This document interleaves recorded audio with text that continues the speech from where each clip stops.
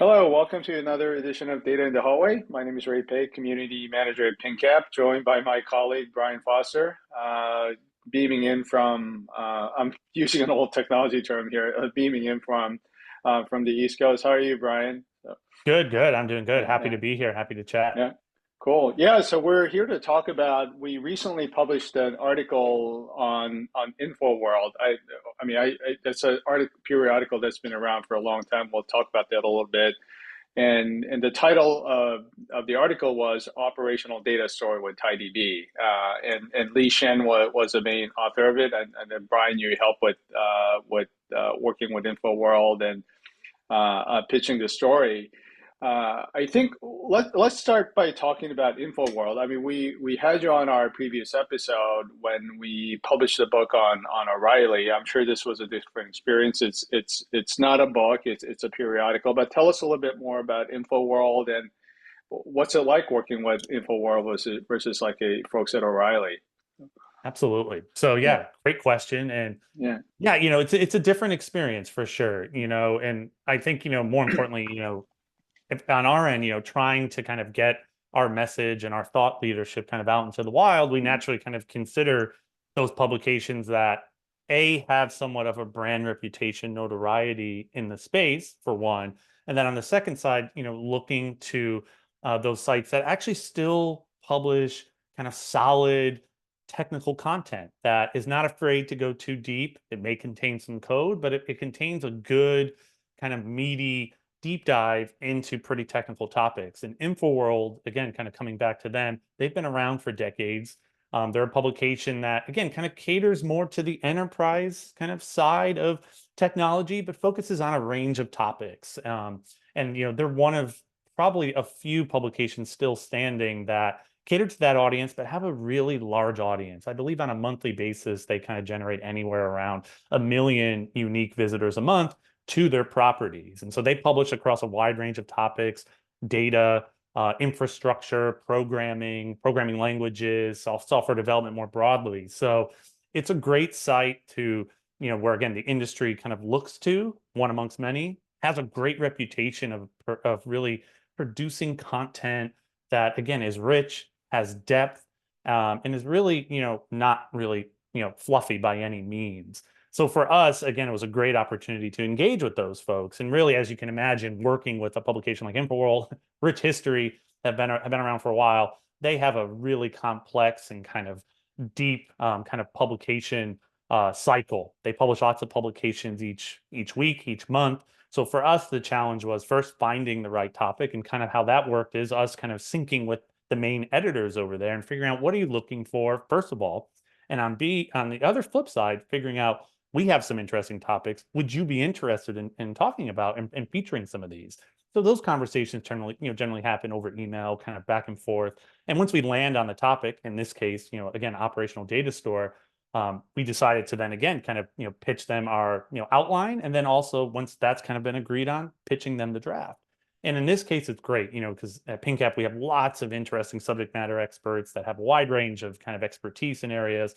One of which, again, and for this article, who we worked with, Lee Chen, again, was able to provide a really solid draft. And then we kind of iterated with the team there to get it to exactly where we wanted, and making sure that, again, it's talking about content that can help improve or deepen someone's kind of thoughts and expertise in an area versus it being content that's purely a product pitch or kind of marketing focused content. That's not the goal. So once we kind of landed on that, it was then figuring out, okay, when can we publish things? And, given how, again, kind of deep of a publication they are, it usually takes weeks to even not months to publish this content. What was nice with this article was they were really excited about the content. So we were able to get it out actually in I think around 3 weeks, which was really, really exciting. So cool. again, we've been working with them a little bit, but they're a Mm, great publication. And I know within the yeah, industry, folks still look for them. yeah. Yeah, I mean, over like 1 million unique views per month. I mean, that's pretty impressive for I mean, in general, like not just in the tech world.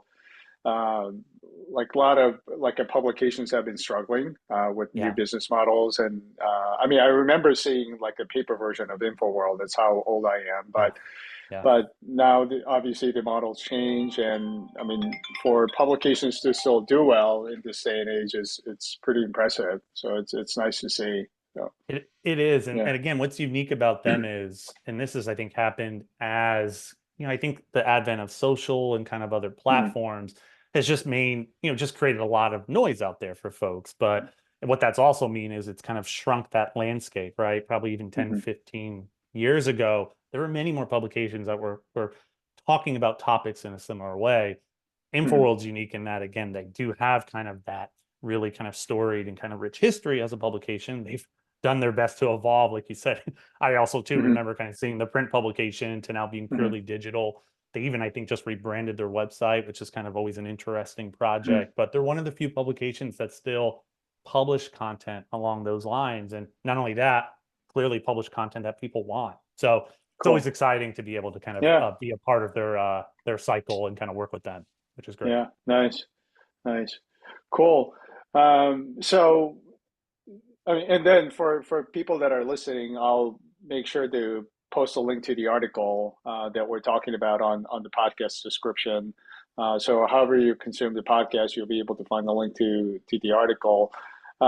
So, going back to the article itself, like, can you talk about the title of the article has a term data operational data store. Like, tell us what an operational data store is in very general terms. Like, Yeah. Yeah, yeah, no, it's a great question. It's yeah, definitely an architecture technology that's, I think, been around for decades. I think nowadays what's kind of interesting in that, I think people naturally think of kind of, okay, well, how does this differ from a data warehouse, right? And a data warehouse is more of a repository where data is shaped and organized, for business intelligence, real-time data serving kind of as needed. On the flip side, an operational data store is really more like a temporary landing zone where data from across an organization can be consolidated and transformed for use in real time. And on the flip side, data warehouses are more for deep analysis and historical reflection. So that means an operational data store is really for understanding the state of your business really right now, as quickly as possible. And essentially, a operational data store, or ODS for kind of a short acronym form, synthesizes data from sources across an organization. It could be a customer relationship management tool. It could be an IT ticketing system. Could be an HR platform, some type of marketing platforms such as HubSpot, customer service, and other functions. So those are your data sources. And then it essentially takes that data, usually through some type of ETL or CDC pipeline, into the operational data store. And then the beauty there is once your operational data store is set up, consumers and from across the business, again, can go in and actually query this data. So what we've seen too is, again, some common use cases, again, supporting data-driven decision making in real time, no surprise there, improving data governance, privacy, and compliance, being able to take data from different sources. A big one here, modernizing legacy systems through data as a service. So gone are the days of having to actually take data that you've been stored in kind of an older platform and trying to wholesale remove that platform and move it into another one. An operational data store can be that layer that kind of sits in between kind of your applications and some of that legacy data and be able to serve that in a really interesting way. And then, of course, another use case, efficient data processing. So that's kind of a nutshell definition of operational data store, or right. ODS.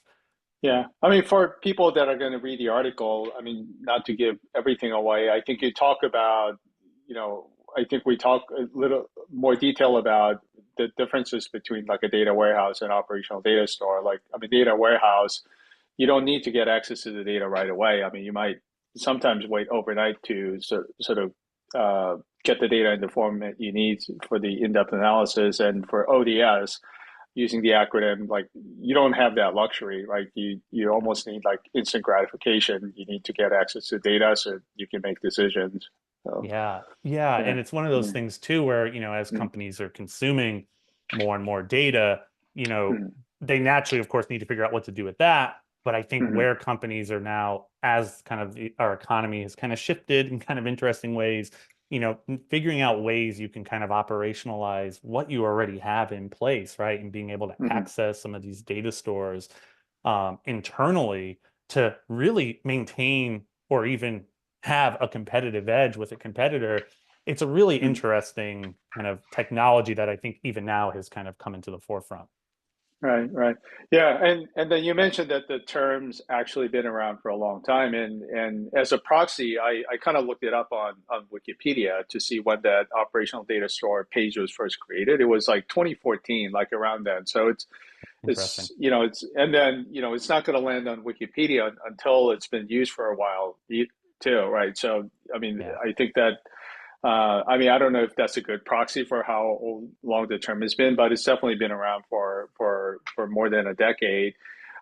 So, yeah, so why are we talking about operational data store now? Maybe that I don't know if that's an interesting enough question, but like if the term's been used for over a decade, like why talk about this alongside TiDB today? Like, Yeah, it's yeah, a great question, and again, yeah, and I think it comes back to this idea of really, hmm, and especially nowadays, data is the lifeblood of any hmm, modern organization. But I think what's kind of tricky about that is it's constantly moving and changing, hmm, growing vast in scale companies that need to kind of scale out their operations again to just hmm, kind of be profitable, but more importantly, stay competitive and kind of stay up hmm, with what's happening in the world. And I think even on top of that with data, it's even more and more widely distributed, available everywhere. But it's hmm, also, because it's all over the place, it's driving operations, guiding strategic decisions. And I think ultimately, that is kind of the crux of why, more and more organizations are really starting to either dabble with implementing something custom built or looking hmm, for kind of pre-built, already available solutions that can kind of serve as kind of this architecture that acts as an intermediary, almost an intermediary layer between a vast array of data sources and consumers.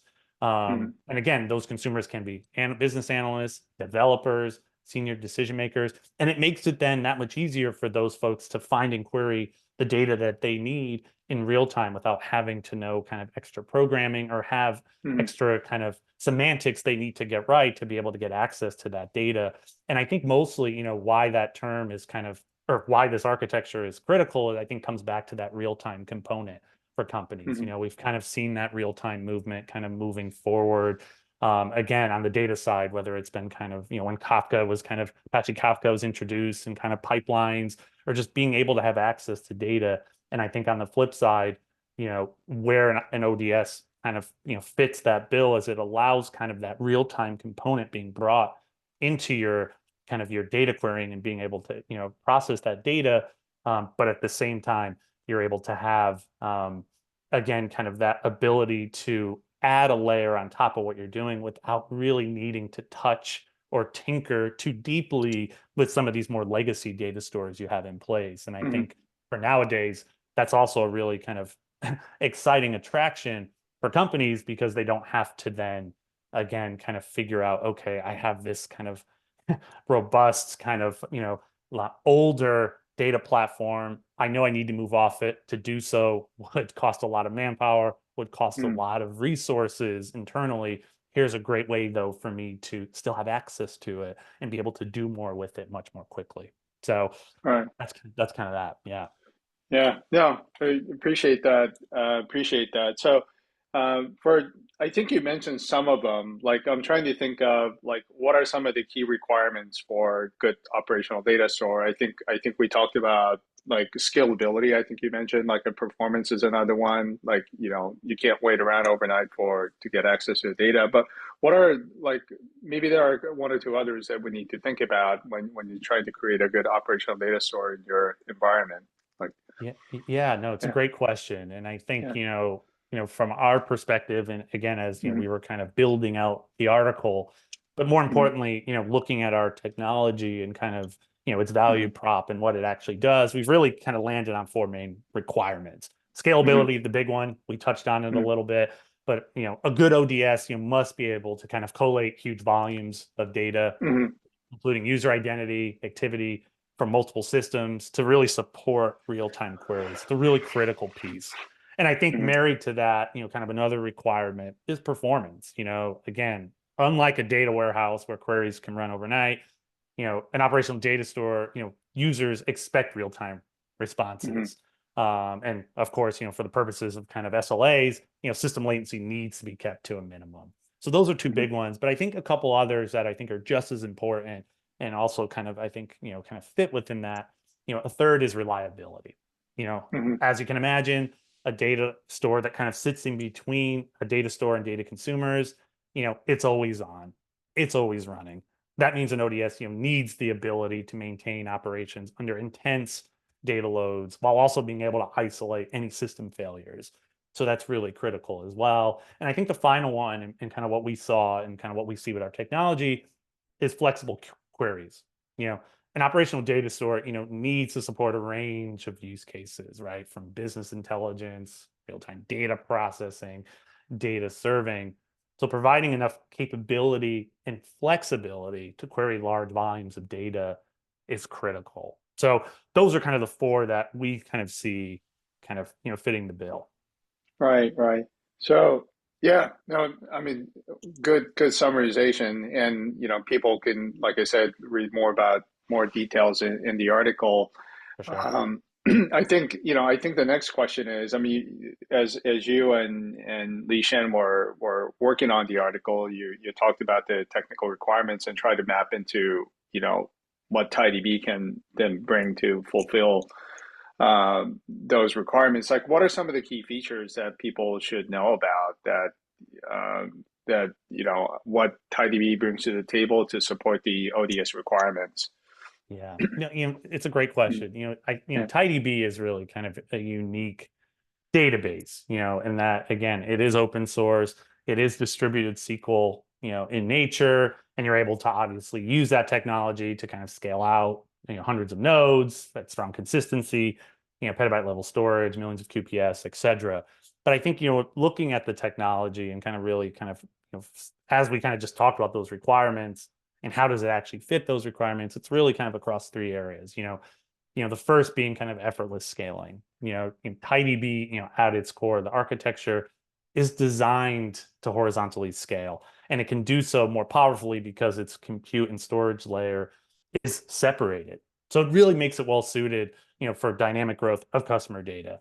And I think even more importantly, it allows users to effortlessly add more nodes to their cluster. This I think naturally ensures kind of the database's storage layer can then scale both reads and writes seamlessly, which I think is a really kind of unique differentiator for a database like TiDB.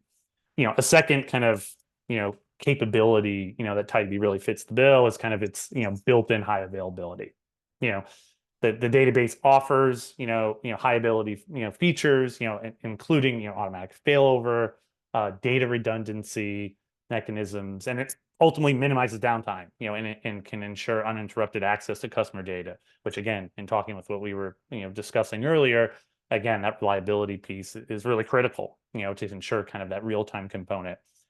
And I think again, kind of a third piece, and I touched on it, I think just a little while ago, related to kind of the architecture, but essentially having agility with a simplified architecture. What's nice about TiDB is that it supports online schema changes and flexible index creation alongside distributed computing engine. So it's pretty powerful. But I think even more importantly, developers teams can develop new applications 3 to 5 times faster, while streamlining development, reducing some complexity, and even then being able to iterate rapidly when building and enhancing applications. So those are really kind of the three kind of core capabilities, kind of where TiDB sits, and I think what ultimately makes it a great kind of ODS. And really, when we look at our customers, why they're choosing it for those reasons. Cool, cool. Yeah, yeah. Yeah, I definitely enjoyed reading the article, and I mean, obviously, we're both biased because we work with a company, but Yeah. I think it did a good job of sort of highlighting. I mean, we can sort of, you know, like iterate like these are the key features or key benefits of TiDB, but mapping it into the operational data store requirements was actually for me definitely very helpful and provided me with better understanding of how are key features, sort of can play a role in whatever your data needs are. And the other thing that, we didn't really talk about this was that, I mean, you're working with a lot of different data sources when you're building an operational data store. So the ability to work with like a different data sources is pretty important. And part of this is us being open source. Like we work with a lot of different data sources, like Apache Kafka you talked about, and Yeah. we actually talked about what one of our recent episodes, we talked to the CEO of Stream Native CJA about working with different ecosystems. So I think that like ease of use working with other data sources, I think is probably another benefit that we bring to bear. So Absolutely. I would say, yeah. what's nice about, I think, the technology, and yeah, further to your point, Mm, with the article, we wanted to just really provide readers with a good grounding of what this mm, technology is. Maybe you've heard of it, maybe you haven't. If you mm, have, here are some reasons and kind of ways in which it's kind of evolving and why you naturally need one. And I think what's mm, then interesting about TiDB, again, in addition to the capabilities, it is an open source project, but it is meant to play well and to sit within data stacks that folks, developers, teams are already mm, using. So, and the beauty is given its compatibility with MySQL, you don't really have to learn anything new to then mm. start building things with it. It can really fit in and Right. slot in into kind of your existing ecosystem and plays well with all those variety of data tools, CDC, all Mm, those various things. So that also makes it again an attractive option. And again, if you're an organization that needs to kind of get access to this data for various reasons, mm. the barriers to entry are much less than if you were using a NoSQL database or some other type of database to actually kind of push that forward. Right. Cool. Awesome. Yeah, I mean, definitely enjoy the article. Appreciate you and Lee Shan working on this. And yeah, I mean, hopefully we'll see more with InfoWorld and maybe even our other periodicals. And once we have new ones, I'll try to bring you Yeah, back if you don't mind. So absolutely. I'd love to yeah, come back. yeah, Like I said, thank you for having me. I do think, yeah, our plan is to really partner with InfoWorld for one, but mm, even other publications. And we're mm, starting to do that more so in trying to create kind of, again, a ways in which we can engage with kind of great external media partners to really talk mm, about how we see the tech world and how we see the space. right, Kind of an right, interesting, we have a lot of kind of great things happening, but being able to kind of meet mm, people where they are and kind of be a part of these kind of external publications is such an exciting part for me. And I know, again, the mm, folks that have created and have worked on this content, they've really yeah, enjoyed it as well. yeah. So super Yeah, exciting. yeah. I mean, I think like obviously, like I said, we're both biased. I mean, you know, we, uh, we understand the benefits of the product, but being on a very credible third-party publication adds more credibility because their editors are not just going to Yeah. post anything that we submit. Like they're going to vet us and then vet through the content. So yeah, I mean, this is awesome. So Yeah. Excellent. cool. Yeah. Cool. So. Yeah, so I think those are all the questions I had. I mean, when we had you on last time, this is our tradition to talk about travel tips. You talked about your where you live in Connecticut, but I rather than repeating or asking you to talk more about Connecticut, I know you recently spent your vacation in Delaware.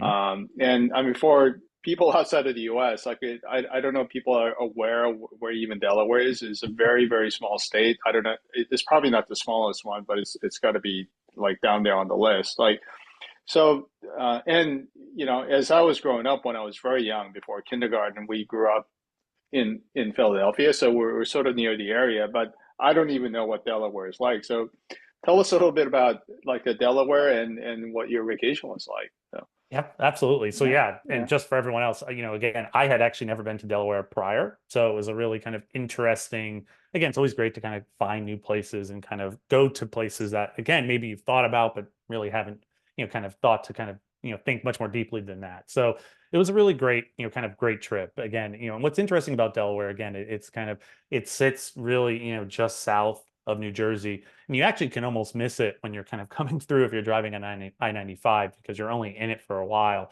The kind of the larger portion of the state is actually just south off of 95. And what I found interesting, even just kind of, so we, I took a train and then we kind of drove down there, rented a car from Wilmington, the capital. What was interesting was, driving into kind of the core of Delaware, how kind of the dichotomy between, driving in and it really feeling as if I was somewhere kind of in the Midwest. Lots of farmland, lots of, again, farmers growing corn and even peanuts, which was kind of really interesting. And really, for miles and miles kind of driving in, kind of that's what you see, which I thought was really interesting. Of course, we went there, of course, for the beaches, which again, I think is another area that folks maybe have heard of some of the beaches, but what's interesting is as you're driving in, you're in that kind of area, and then it kind of transforms into kind of a beachscape with, again, kind of bustling boardwalks and really beautiful beaches. So we were there for the week, and what was great was, again, kind of seeing some of the beach, kind of that life there, which again, we kind of stayed right in Lewes, which is a town actually right next to Rehoboth, which is kind of a big beach area. Again, I know that our president has a kind of a house, a beach house there, but it was really great. I'd never seen those places. Very lively, very vibrant. I would say, Rehoboth was kind of your core, kind of traditional, kind of, beach kind of atmosphere, really long boardwalk, lots of like fun games for kids, lots of like, again, different candy stores and different things that if you had a family and you were going down there, you'd really love to partake. And then on the other side of that, Lewes, which is the beach kind of just north of that, kind of a little different, a little quieter. I noticed kind of a slightly older area kind of Delaware, but was really, again, just as interesting with, again, kind of a downtown, different restaurants, different things to do. And I think what was also cool is, each day we tried to kind of find a different spot down there. And one other area we stumbled upon, which was Bethany Beach, which is kind of south of that, south of Rehoboth. And that was really interesting too. The beach, that was my favorite beach by far. It was definitely the longest to get to. And it's actually right on the line with Maryland. So if you were to go then just over the line, like 5 to 10 miles, you actually would be in Ocean City, which is I know a more popular beach destination that more folks tend to hit before they would hit Delaware. But Bethany was really great. Again, similar kind of boardwalk scene, but a lot more shops and a lot more Right. things to kind of walk around and see or do. So it definitely, again, having spent my time there, definitely loved it. Again, was really Hmm. great. The food was also really good, surprisingly. As you can imagine, that area kind of known Yeah. for kind of, if you like crabs or just Yeah. kind of Okay. other kind of different seafood options, I thought were Right. really, really awesome. So would definitely go back and, again, had a blast. Yeah. No, I mean that's awesome. I love discovering places like that that's relatively nearby, and it kind of Yeah. reminds you if you need a vacation, you don't need to go to the tropics or Yeah. go on a safari in Africa. I mean those are always great, obviously, but no, I Yeah. mean that's awesome. So Yeah, yeah, and what's also kind of interesting too, and I didn't realize this, it's also a sales tax free state. So you can oh, imagine if okay, you're going out and if you right, have a family, it also kind of allows you to kind of, I think, do a little bit more right. than you would be able to, which I think was really cool as well. Yeah, So yeah, cool. yeah, Nice, nice, excellent. awesome. Yeah, I Yeah, mean, thanks for those travel tips. We should get a collection of these at some point. we should.